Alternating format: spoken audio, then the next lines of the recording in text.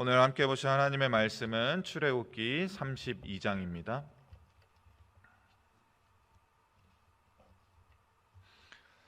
제가 가진 성경 구약 133면에 있습니다. 출애굽기 32장 25절에서 29절 말씀입니다. 우리 한 절씩 교독하도록 하겠습니다. 출애굽기 32장 25절에서 29절 말씀입니다. 모세가 본즉 백성이 방자하니 이는 아론이 그들을 방자하게 하여 원수에게 조롱거리가 되게 하였음이라. 이에 모세가 진 문에 서서 이르되 누구든지 여호와의 편에 있는 자는 내게로 나아오라 하매 레위 자손이 다 모여 그에게로 가는지라. 모세가 그들에게 이르되 이스라엘의 하나님 여호와께서 이렇게 말씀하시기를 너희는 각각 허리에 칼을 차고 진 이 문에서 저 문까지 왕래하며 각 사람이 그 형제를, 각 사람이 자기의 친구를, 각 사람이 자기의 이웃을 죽이라 하셨느니라. 레위 자손이 모세의 말대로 행하매 이날에 백성 중에 3,000명 가량이 죽임을 당하니라. 함께 읽겠습니다. 모세가 이르되 각 사람이 자기의 아들과 자기의 형제를 쳤으니 오늘 여호와께 헌신하게 되었느니라. 그가 오늘 너희에게 복을 내리시리라. 아멘. 오늘 본문의 내용이 참 심각하고 좀 안 좋은 내용이죠. 세상에는 인생에는 참 많은 일들이 있지 않습니까? 저보다도 더 긴 인생을 살아오신 우리 대형장로교회 성도님들 모두 다 길고 긴 인생에서 정말 많은 일들을 겪고 경험하지 않으셨습니까? 한편 우리 자신이 직접 겪은 일이 아니라 하여도 세상에는 정말로 일어나면 안 되는 그러한 일들, 끔찍한 일들이 참 많이도 일어났습니다. 그래서 최근에 일어난 일련의 총기 난사 사건 같은 경우도 참으로 일어나서는 안 되는 그러한 일들 우리가 뉴스로 접하지 않습니까? 때로는 지인들을 통해서 그러한 소식들을 들을 때도 있습니다. 우리 주변에서 정말로 뜨악한 일들이 발생했다는 그러한 소식을 왕왕 들어왔습니다. 정말로 그런 일이 있을까 하는 일들이 지금도 이 세상 가운데는 벌어지고 있다는 것입니다. 그럴 때 우리의 이 감정이 어떻습니까? 나와 직접 연관되어 있지 않다 하더라도 그러한 소식을 듣게 되면 우리는 때로 큰 슬픔과 또 두려움, 참담함 등을 느끼죠. 그래서 복잡한 감정들이 우리 안에 쌓이게 됩니다. 그런데 그러한 소식들 가운데 우리를 힘들게 하는, 가장 힘들게 하는 일들, 소식은 무엇이겠습니까?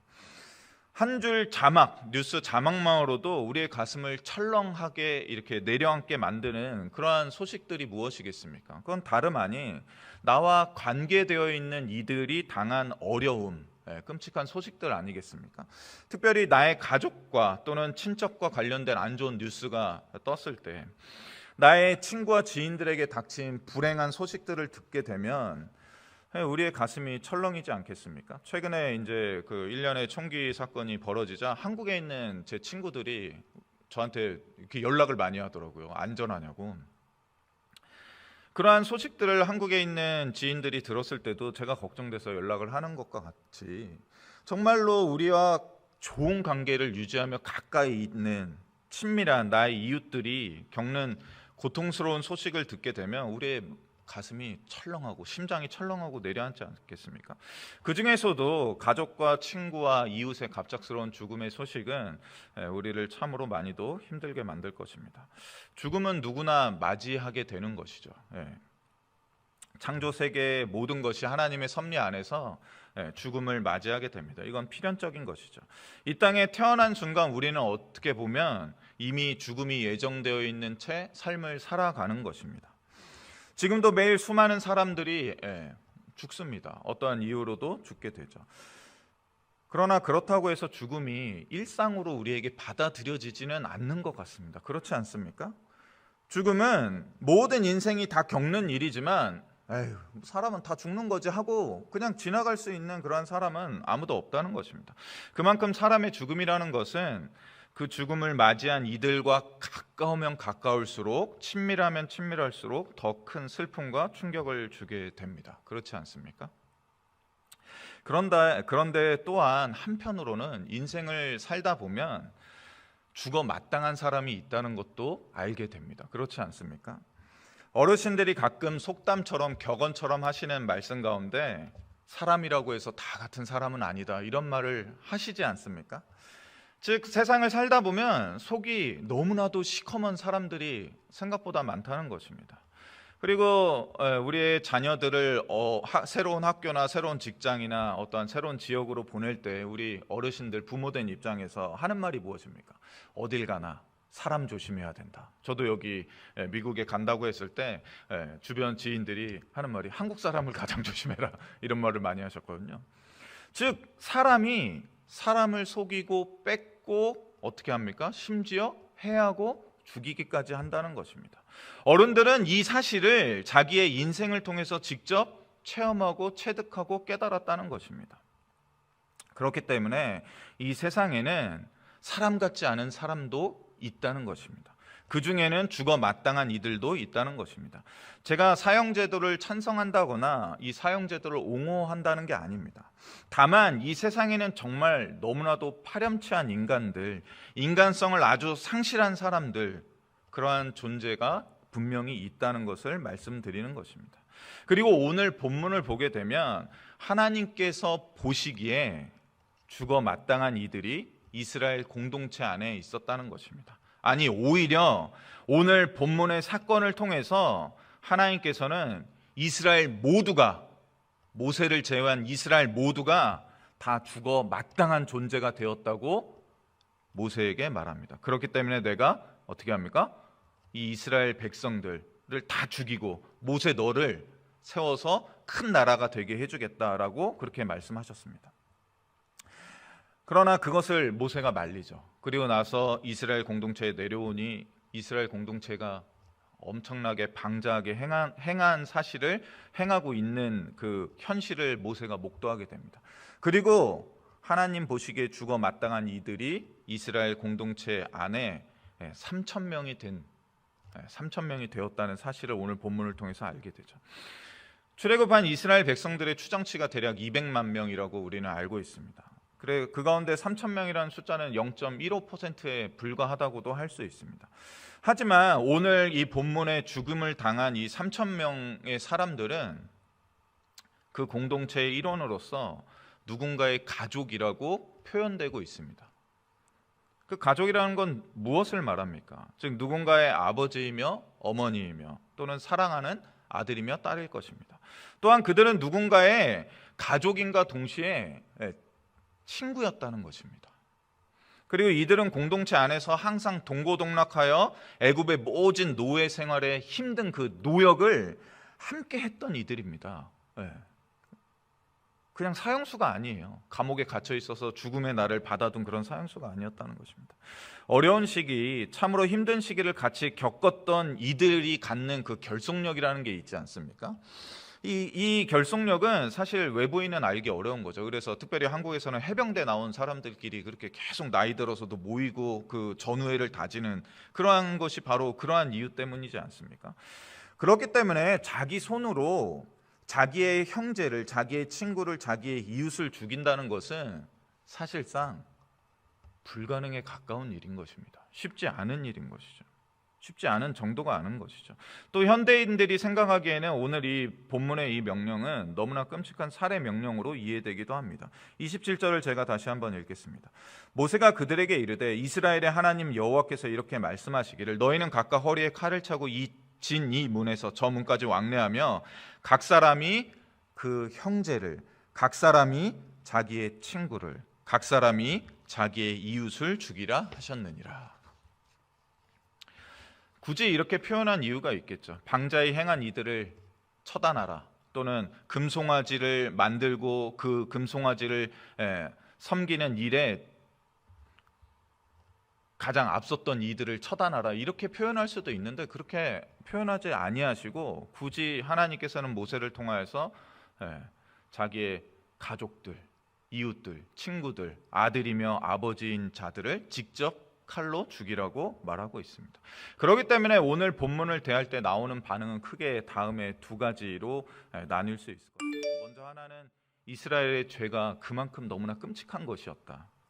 이스라엘이 하나님의 진노 아래 모두가 멸망당한다 하더라도 그들이 지은 죄는 너무나 크기 때문에 마땅한 것이며, 오히려 모세를 통해 내려진 이 3천 명의 살해 명령은 이스라엘이 벌인 이 죄의 심각함에 비하면 오히려 작은 것이다 라고 받아들이고 이해하는 한편이 있을 것이고, 그와 반대로 이 극단에는 이스라엘의 이와 같은 행동 방자함이 잘못된 것이긴 하지만 그들에게 내려진 이 심판은 너무나 가혹하며 끔찍한 것이 아닙니까? 라고는 그러한 반응이 있을 수 있을 것입니다. 그래서 이런 부분으로 인해서 때로 구약을 읽는 성도분들 가운데, 또는 이 완전한 새신자분 있잖아요. 전에 교회를 전혀 다니지 않고 성경을 접해보지 않은 분들 가운데 구약을 읽다가 구약의 이 하나님은 너무나 무섭다 하는 분들을 종종 만나게 됩니다. 신약의 하나님과 신약의 예수님은 너무나 사랑스럽고 너무나 좋은데 구약의 이러한 하나님은 때때로 받아들이기가 너무 힘들다 하는 그런 분들도 때로 있게 됩니다. 그렇기 때문에 우리는 오늘 이 사건을 어떻게 이해하고 어떻게 받아들여야 하겠습니까?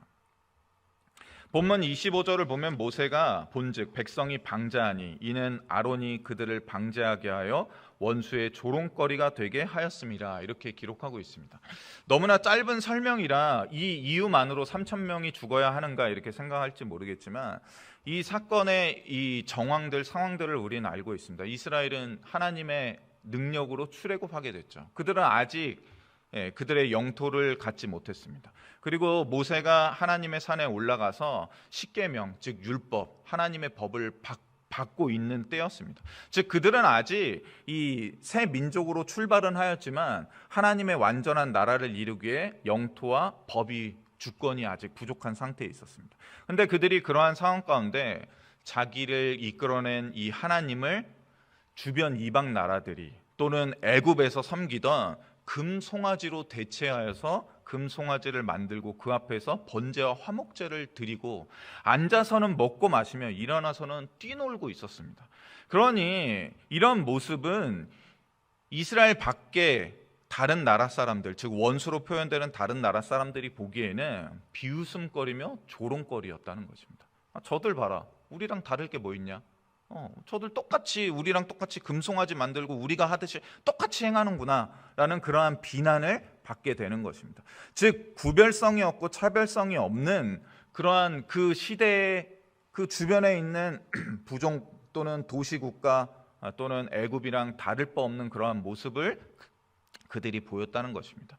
즉 이는 하나님이 세울 새로운 나라를 완전히 뒤엎어서 하나님의 나라를 적극적으로 반대하는 모습으로 보여진다는 것입니다.